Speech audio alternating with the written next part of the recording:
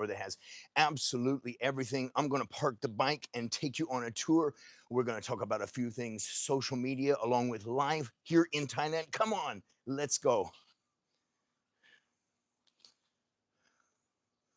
Turn it around.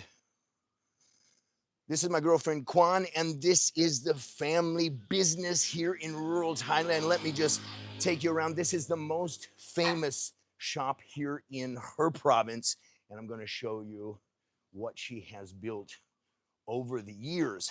Starting here, we have every single part you can imagine for motorcycles, including gas, oil, diesel, belts for tractors, PVC, and everything like that. Anything that I need to even repair my bike. They sell all the gasoline, they sell benzene, even. So your fuel tank won't rot if you leave your bike stored. They have all the yangnai, which means inner tubes. They have everything for rain season, ice, hammocks, all kinds of amazing snacks. And here we have bird food, rice, fish food, all kinds of electrical stuff back there, medicines, different drinks, honey, stuff for the stomach. I mean, every single thing that you could find in a 7-Eleven is going to be here. Every single thing you can find at a hardware store is also going to be here. Every single thing you need before school for a snack, coffee, all of this kind of stuff. And this is in rural Thailand. This is her father. It's a family affair here. And her father is part of the reason that everybody comes to the store to say hi to him. He's good at talking. Everybody comes. He's all known over the neighborhood. And today, the duty will be here we have more soda, some water. We have the brooms. These brooms are made from rice. They're absolutely amazing, eco friendly. Back here, we have all of the ways that people are cooking in Thailand. These pots right here, people using to cook back there. And this is the task today is going to be to bring in all of this stuff right here. So I'm going to put this on the tripod and we are going to complete this task, help the family out. This is a DJI Osmo 7P Plus, I think. And we're going to just see if it will track me so I can talk and complete this task at the same time. Let's turn the tracking on and let's see. It's got me. So cool, hands-free tracking. That's pretty cool. And what we're going to do is we're going to put me kind of down. So I'm going to put the controller down just a bit. Let's talk a little bit about rural Thailand and the trip here. Let's open this up and she's going to show me where everything goes. What do we got here? This has got a chicken on it. Oh, they said it's only 20 kilos, but this is 30 kilo, right? 30. So we're looking at about 66 pounds. My biggest fear is that I break one of the sacks as I'm taking it in. It's lost me, huh? Back again? Are we back? Okay, cool. My biggest fear is that I break one of the sacks. Maybe I'll just turn the tracking off and just put it kind of in a happy medium place because I think it's going to lose me. So let's get a game plan in action. We've got to go all the way back there, don't we? But it's going to lose me if I go back there. Maybe I'll try it one more time. So show me where this one goes first. Come back here. Let's come in with me, guys and gals. Let's see where this one goes. I see it, recognize it right there. Is that correct? Or it goes here? This one?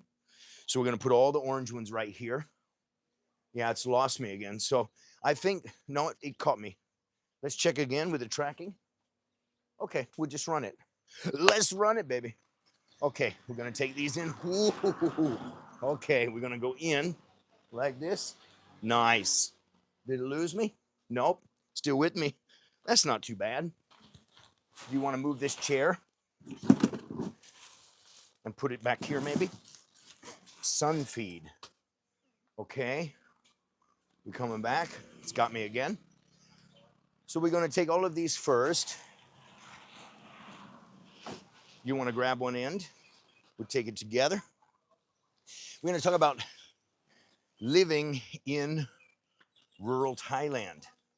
What do you want to tell us about living in rural Thailand, huh? It's funny. It's funny or it's fun? It's fun. It's fun. What's funny about it, huh? It's fun, but people are funny.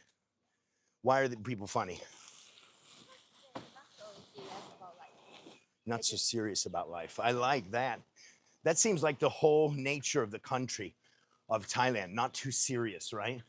Not like me then, huh? Pretty, Exactly. pretty opposite of me. Pretty relaxed, huh? And tell me about the grocery business. Now this one is for the pig. Right here, I see there's a picture of the pig on there. This says 25 to 60. That's for the pig size, right? Again, 30 kilo. They lied to me. They told me it's only 20 kilo. So it's 30. Okay, I think we can take this one. Now, this one gonna go where? Where is it gonna go? Back here? Jumbo, right there. There, right? So we're gonna put it here. But this one, right in front, they all go in the line, right? Yeah. I'll tell you what I can realize about rural life in Thailand, because you know I've traveled, I think, all 77 provinces, and rural Thailand is probably my favorite because you meet so many people that aren't used to seeing foreigners. They are so lovely. They're smiling. They are really happy to see you and treat you like almost like an alien in a good way. They're just so interested because it's something so different, right? Maybe you notice this, something is exotic in your country, something really different in your country, and you're gonna act a little bit different, or maybe a little special, or maybe just receive it in a different way, right? Oh, moon is fully out and it is still daytime, so that's quite interesting. The coolest thing for me about rural Thailand is a chance to practice Thai, because nobody here speaks English except me, and of course the university graduate right there. She studied English. She majored in English language, actually.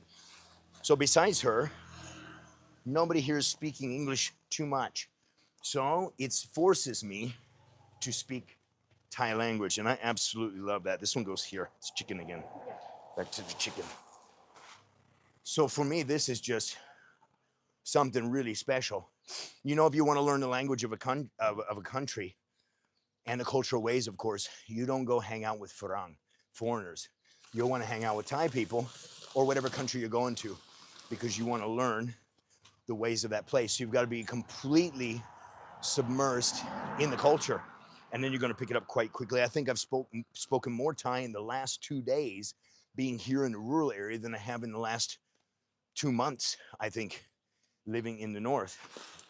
And I moved to the north just so I could speak Thai more often. So this is quite interesting here.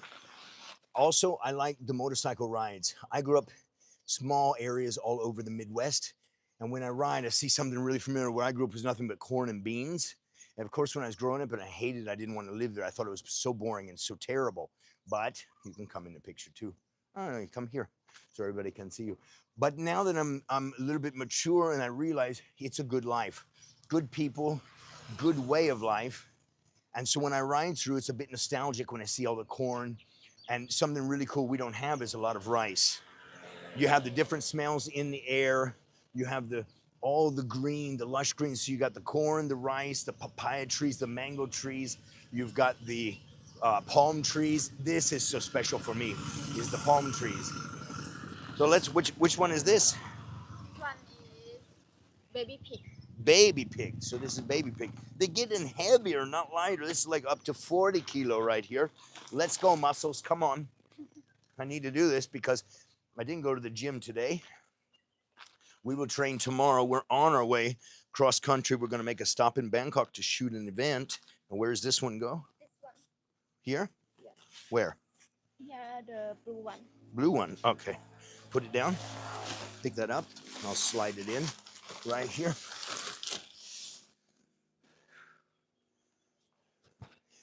If you're watching this live, what country are you coming from? And if you have ever been to another country, what was your favorite country to go to and to learn about the culture? And if you haven't been to another country, what country do you want to go to? Do you want to practice the language of that country? And do you want to learn the ways of that culture? For me, I traveled the world, 33 countries, 4 continents, before I settled in Thailand. Not settled on, but settled in. And the reason is I wanted to go all over the world. My idea was to travel 100 countries, many of them on a motorcycle or on 2 wheels. Sometimes it was a scooter. Let's be honest, you're never on a motorcycle on the islands or the tiny places. Some places don't allow motorcycles there, but they will allow scooter. So many of them most of it was on 2 wheels, right, at some point. And I kept finding myself coming back to Thailand. Thailand is really so special. So after many trips to Thailand, I decided I think I really, really like this place This one for chicken. for chicken. Where? Back, back, back, back. This one for chicken. So we're gonna, maybe we'll just put it here. I don't know. Can put here. Chicken is all here. This stuff is all chicken. So now we're unloading these bags and trying to find where everything goes. But some stuff I don't see. Now the lady that does all of the heavy lifting here, tomorrow she will have to put these into the small 1 kilogram bags. Her parents are really smart. They have come up with a system. They supply all the farmers, the fish farmers, the pig farmers, the chicken farmers, because it's a rural area. They're buying these in bulk and they're breaking them down into 1 kilo bags or half kilo and selling them like that. Let's grab this one. Family business. Keep it in the family. Baby pig. Baby pig. We'll just stay here a couple of nights before we head on to Krung Thep, which is the technical term, the Thai word for the city of Bangkok. We've got a big event to shoot there on Saturday. Saturday we start with the outlining of the program, and then Sunday is a huge event there. So we'll spend a couple of days family time here, doing some sightseeing, meeting all the locals. She needs to stock some stuff here for the store and get it ready for the weekend rush when everybody refills on all of the grains and seeds and things like that. Baby chicken. Baby chicken. This is baby chicken. So my idea was we are losing this fish back there. So we're going to put it here, right here. This is chicken again, right? So my idea was I'm going live and live more often on the other platforms. And I really like to talk. I thought I will start to go live on YouTube. I don't do much with YouTube. Now I've got a coffee channel that I just started. We're opening a coffee shop and a adventure motorcycle rental shop. I've started a brand new YouTube channel for that. And it's in its infancy. So you can't go live unless I think you have a minimum of 1,000 subscribers. But this channel, I've got 50,000 or 55,000 subscribers on here, and I never use the live. I thought, let me just use the live, because the cool thing is that it's gonna live on the channel forever, and it's searchable. I'm not sure exactly what I will label this one, because we're in rural Thailand. I see some people just popping in and out of the live, and it's nothing so crazy interesting what we're doing, but I think that this is how, right here, this is how normal people stream. They stream their everyday life. They stream about what they're doing or what they're seeing. So I think I will start to stream more often on this channel. If you're watching this on the replay, let me know what I should stream about. I think what I'll do is I'll stream some of the rides. I'll show some of the area, but I just kind of wanted to show you around the grocery store and how people are living in the rural Thailand, what they're doing on a daily basis. And this is which one? Chicken. Chicken. So this is baby chicken right here, this feed. We're gonna stock it in here. And then the worker tomorrow will break everything down. This one? But why is the package different? Okay, cool.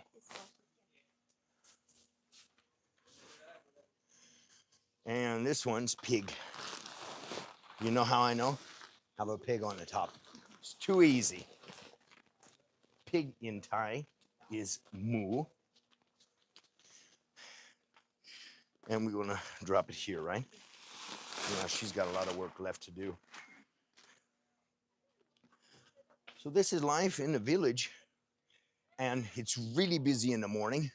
All the students come by here to buy the candy, to buy the different things, then breakfast, everything, and then start to settle down a little. At lunchtime, of course, it's busy again. People wanting coffee, drinks, things like snacks. Slow down again. I took a little nap. Now it's busy again in the evening. Everybody gonna come, look for some food, something like that. So does he need the rest of this unloaded also? Probably, right? Yeah, but in go to Different place.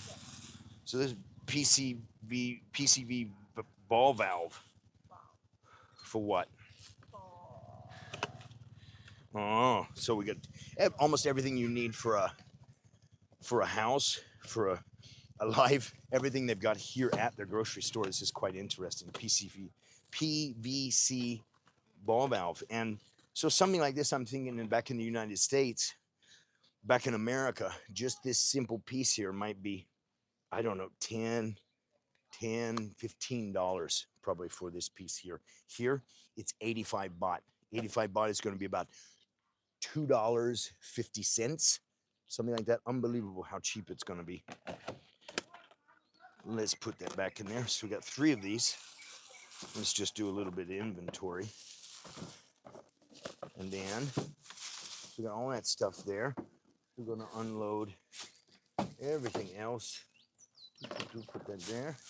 So these will go where? this go With them, okay. And then mama, is that mama? What is this? Rice. Where's the rice go? let's go over there. Do we need to move the truck? Okay, slide to me and I'll take it over. So now we're going to unload the rest of the truck here.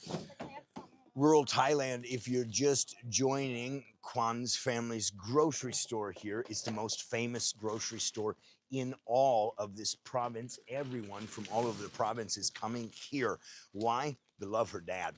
Mom too, but dad is a lot like me. He's talking. He knows everybody and telling stories, and everybody coming for his personality.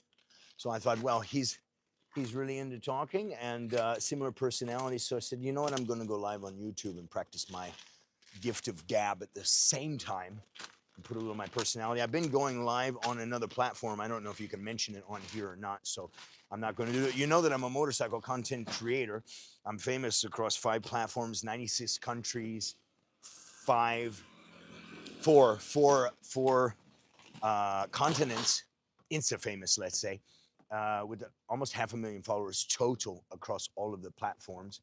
But I don't go live so often. I was busy building an account, making the funny viral stuff, and I just never got in the habit of going live. And I'm coach actually for content creation strategy on how to grow, how to get discovered, how to monetize, all of these things, how to build a personal brand.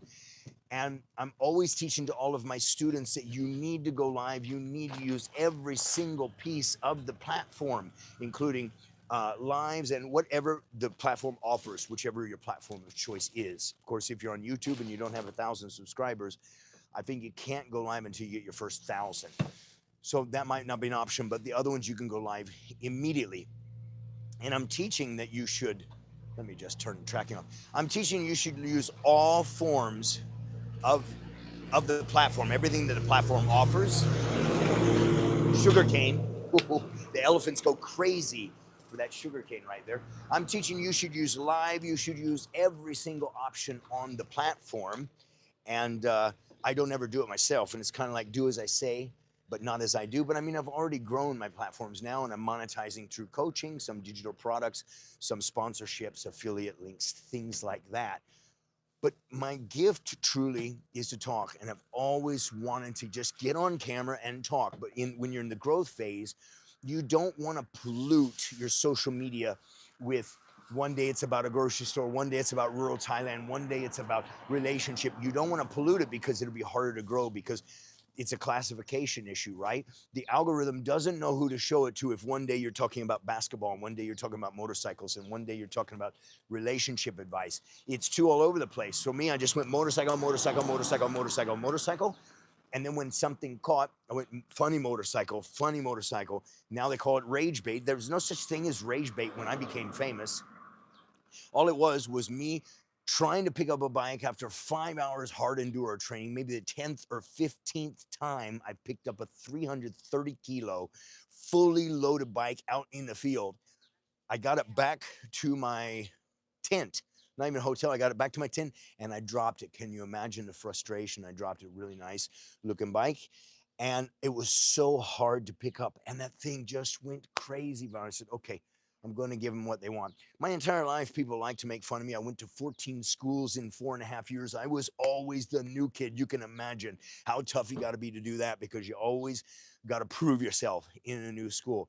And people always like to make fun of me. So I said, well, you know, I see people already making fun of me now. I'm just going to lean into that. It doesn't mean that you have to be the funny guy or make the funny stuff or make the rage bait to break through. You don't have to. You can lean into any skill that you have. You can push into any area of life that you're truly talented or good at. The problem is, I wasn't truly talented at anything, and I had zero skill on a motorcycle, and I'm competing against guys that started riding motocross at 5. So you can imagine, and I just moved my hand out of the way because it'll start the tracking again. You see like that, now it's tracking. So I started to, at 5 years old, I started to go up against guys at 5 years old that have been riding motorcycle for the last 20 or however old they are. And there's just no way I can compete with that. I can't ride a wheelie 10 kilometers long like some of these people. I wasn't any good off-road. I had zero off-road skill. I started with an old iPhone in my garage with zero skill and an adventure motorcycle that was just simply too big for me. Now, I'm not short. I am average, upper average. No, I'm not even average. I'm upper average in the United States. I'm above average. Average in the United States is 5'7". I'm 5'8" and 3/4. I'm under 5'9", right? So I'm super tall here in Thailand. But my inseam just barely tall enough for the taller adventure motorcycles. And I was making content in my garage because the bike was so heavy and I've never ridden off-road and I've never ridden an adventure motorcycle. So I thought, how am I gonna break through? I tried to do the cool content. It didn't work for me. I've never been cool. I'm not young. I'm not so handsome and not so stylish. So what I did is I just leaned into the motorcycle content that started to work for me, and that was kind of the funny stuff. It doesn't mean that you need that to break through. You can simply start making content around something that you know a lot about, something that you can talk about for the next 20 minutes and never run out of ideas or concepts and never have to stall or pause. So you pick a subject, a topic that you could talk about every day for the next 5 years and never get bored. And you pick a subject or topic that you can talk about for 20 or 30 minutes straight and never have to recycle the information that you're using. And that subject will become the anchor, or it will become the anchor of your niche. That's what you'll do to break through. And you just keep hammering down on that subject. And after a while, if you keep the subject consistent, the algorithm will understand, okay, this is about relationship, or this is about motorcycle, or this is about content strategy. What I teach now is content creation strategy. When I started, I couldn't teach it because I hadn't done anything. How am I going to become a coach? I can't stand all these coaches out there that are coaching and they never did anything. They got one viral video and they did. I've made 146 plus viral videos across 5 platforms, some with 50 million views, 36,000 new followers from a single freaking video. But it took me years and years to get there, to the point where I thought I can teach anyone anything about social media. And even still, I get some people that say, who are you to teach me? You're the guy that can't pick up your bike. Yes, I am. But there's an art to that. Somebody recently, they're a creator. They're a great creator. They're really good at cinematography, but they have a kind of nose in the air. Like, oh, I'm tired of the content creators with a motorcycle, the doing this and doing that to get attention. I didn't do it to get attention. It naturally was happening, and I realized it would get views. So I just gave the people what they wanted. You don't have to do that, as I've explained before. You just lean into what you're good at talking about. And if you stick to the same subject rather than doing what I'm doing right now about groceries and this, it will pick it up and it will spin it viral, but it will take a little while. Now, you say motorcycle yogi, then why are you telling me to only focus on one thing if you're going to sit there and move groceries in rural Thailand, if you're going to go to your girlfriend's family's famous grocery place, and you're going to help with the rice or something like this? Like, how can you do that if you're a motorcycle content creator teaching us not to do this? And that's the thing. On this account, I have 50,000 subscribers. It's my smallest account, and I don't mind if I don't get traction here, because I built all of my accounts with ultra viral and funny videos. But now I want to dig deeper. Before, I went a mile wide and an inch deep. So I attracted all of these followers, all of these subscribers from 96 countries, 4 continents, and now I'm monetizing with it. I've already done the work. I've already done the job. Now what I want to do is, I'm not very deep. Nobody knows anything about me except I'm the funny guy that can't pick up the motorcycle. Nobody knows what I'm about, what I'm doing. They just know I have a beautiful girlfriend, but they probably think that the girl changes all the time, because I used to travel and I make different content with many different models. Probably she thought the same thing when we got together, didn't you? How many girlfriends did you think I had? Maybe 10. Maybe 10 girlfriends. That's what she thought. She didn't even think I was serious when I first showed some interest in liking her, did you? Did you think I was serious? Her mom even said he probably has a wife, or more than one wife back home. So the idea is, nobody knew anything about me. I didn't take the time to dive deep, because it's hard to grow when you're going so deep and very narrow. Now, the caveat to that is, there's nothing wrong with that also. If you want to dig so deep and a little bit wide, so you're hyper focused, or you're only explaining about yourself and you're showing every aspect of your life, you're hyper focused in storytelling, it will take longer to grow, but you will grow. No matter what you do, if you don't quit, you'll grow. That's the number one. Just remember, you don't quit, you will succeed. If I can teach you any single thing about content creation, if you don't quit, you will succeed. You throw enough stuff at the wall, something is going to stick. Coaches like me, if we're going to be honest with you, we should tell you that from the beginning. The difference is, you don't have to throw everything at the wall, thousands of things to try and figure out what's going to stick. You learn from somebody that's been doing it. I started content creation in 2009. On Facebook, my first post on Instagram was 2014, and then I went full time in 2020.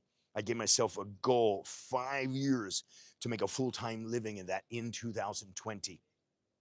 So we're going to tell you exactly that. You can talk about whatever you want. If you don't quit, you'll become successful. The thing you want to know is, how do you want to build your account?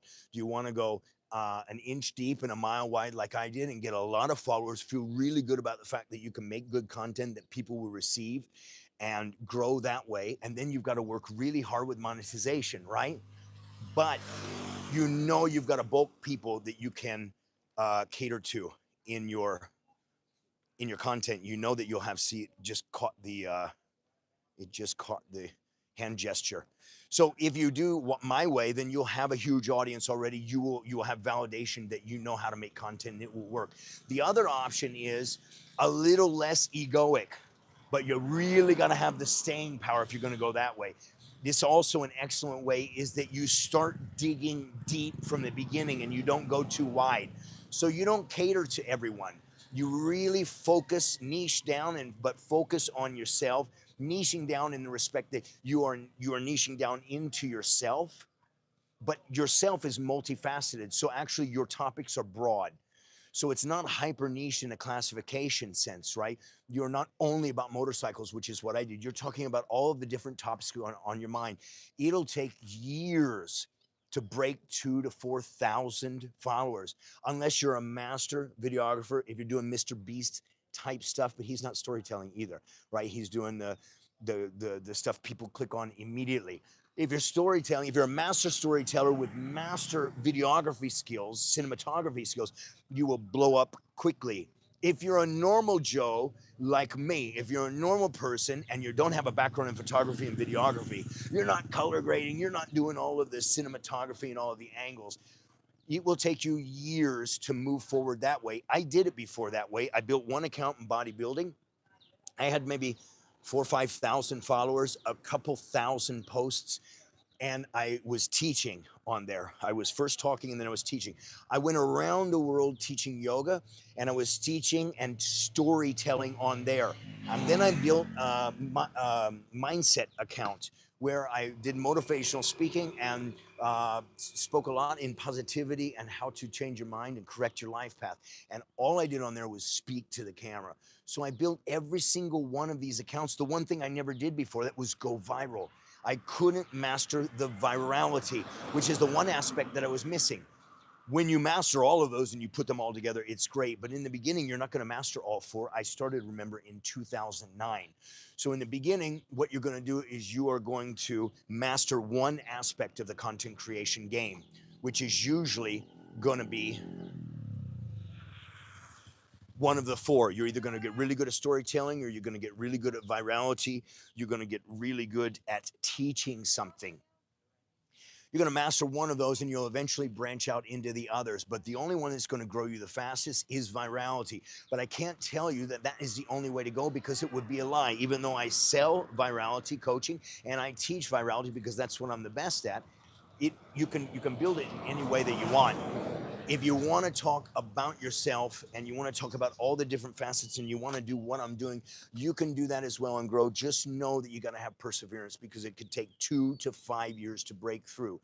The beautiful thing about that strategy is the fact that if you build it like this, an inch wide and a mile deep, the 2,000 followers that you have, they will support you, they will back you. Instead of having a million views and 100,000 likes, you'll have 1,000 views and 100 or 200,000, 100 or 200 likes. So you have the same percentages, just with a smaller community. But the thing is, those people will also follow you, support you, and if you end up selling something, they may buy from you as well. So that long-winded discussion, just to add a little bit of value to our racking and stacking. Where does this go? Oh, we got one more here, right? One more to feed. If you just joined in, where's this fish food, right? Cat food. This one goes here. Sure, sure not. So then we got some rice over there. So you want to bring this stand, and we can track me. We'll just track me because I'm going to move around quite a bit here. So am I tracking? Yeah. So let's bring the stand, baby, over here. Yeah. And the rice going to go where? Next to the counter. Follow me in here, everybody, into the famous, right here, right? Yeah. Now we're going to put this one here so I can go back and forth, and we're going to unload, and I'm going to walk and talk and just kind of show you what we're working with here at the store. Sawadee Kab. We're going to go over here and continue unloading with the rice. You take one, I take one. Opa. Did it catch me? It lost me, huh? We're back in the game now. This is the DJI Osmo 7P. I think this one going here, right? Okay. And we're back in the game here. Rural Thailand, if you just join in now. And this is the first live ever on YouTube. First live ever. So just hang out with me. I never live stream on YouTube. And normally I'm live streaming on another platform. But I want to start utilizing YouTube, because YouTube is a chance to go deeper with your audience. You can connect. You can talk longer on YouTube is the amazing thing. And you know what else? It lives forever on your channel. It's searchable. I have no idea what I'm going to call this because it's rural Thailand. But maybe we just call it rural Thailand. Okay, got some drinks here. Oh, I'm getting hungry now. The cool thing is that it's searchable. It will stay on your account forever, and you can monetize the YouTube way easier than you monetize anything else. So that's the really nice thing about this. And it's much longer than all of the rest. Baby, where do these go? Where is there? You can take. You take. Uh-huh. เจอกันครับ We're gonna eat tonight. Oh, I'm hungry now. Home Mark.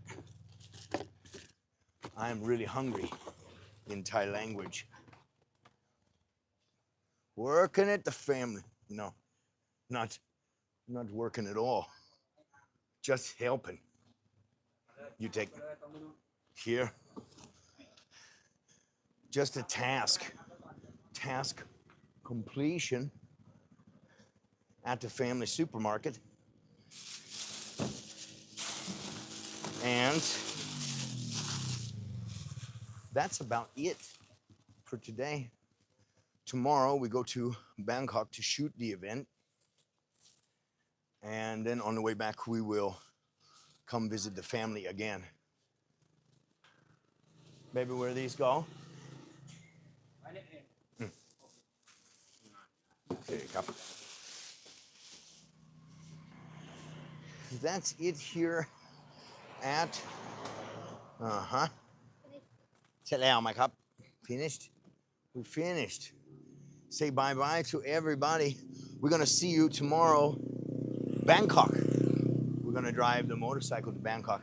See you guys then. We'll go over some camera gear, kind of what we're doing, and we'll talk a little bit about the event coming up. Thank you all for joining us.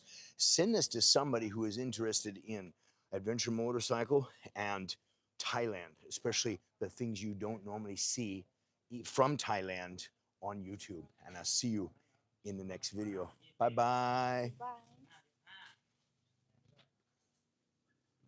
And how do you stop it? Stop. Not sure. Maybe here. Doop.